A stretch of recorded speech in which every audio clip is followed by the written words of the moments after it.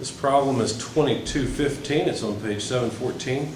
Compute the axial force required for a cone clutch if it is to exert a driving torque of 15 foot-pounds. The cone surface has a mean diameter of 6 inches and an angle of 12 degrees. Use a friction coefficient of 0.25. Okay, let me point out the equations that we need to use for cone clutches. Really, a cone clutch and a cone brake are the same thing. And page 706 is where you'll want to go to find the equations needed.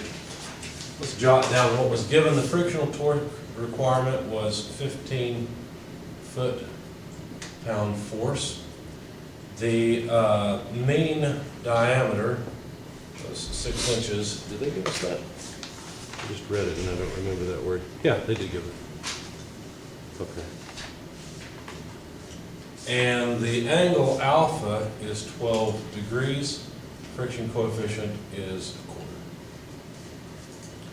So how much force do we have to apply to this cone along the axis of the shaft in order to generate that much frictional torque? So our solution is essentially equation 2213. Again on page 706, I'll copy it down for you. The frictional torque, TF, is equal to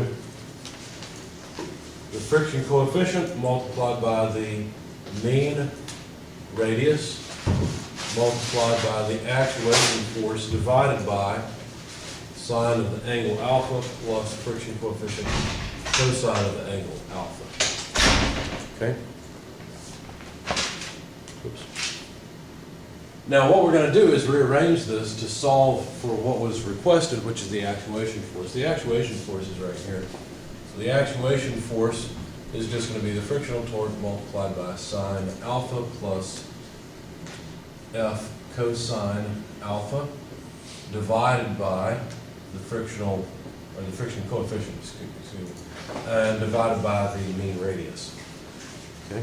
So with all the information that was given, we can just plug and chug. It's pretty straightforward. 15 foot-pound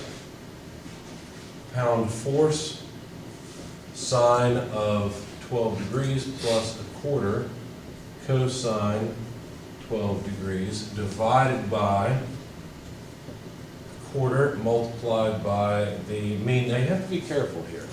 A lot of times with brakes and clutches, you may get confused between radius and diameter. You're just plugging along, everything's so easy that you forget that point. They gave us the mean diameter, not the mean radius, but the equation calls for the mean radius, so watch out for that.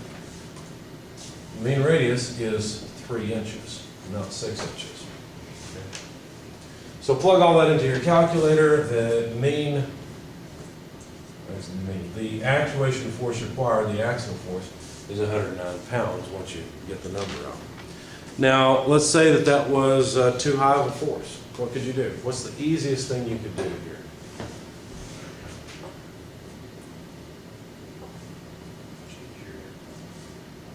Radius? Well, you could. A lot of times size constraints change or holds back the dimensions. So you're right, you could increase the radius. Because if you increase the radius, you'd reduce the required frictional force, which would reduce the required actuation force. So if that was an option, you could do that, but that's going to take more material. What else could you do? Lower your angle? Lower your angle, absolutely. Changing that angle is the easiest thing in the world to do. And it'll change the sum here quite a bit. Now, there is a maximum, minimum, all those things that you have to consider. I just put it into Excel and see what happens at the various angles. But yeah, if you minimize this denominator, you're going to maximize the frictional torque.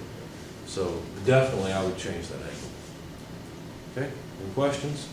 So how do you get a mean radius? Is it They gave us the diameter, Oh, that's 6 okay. inches. Yeah. So we got the mean radius by cutting the diameter in half. Anything else?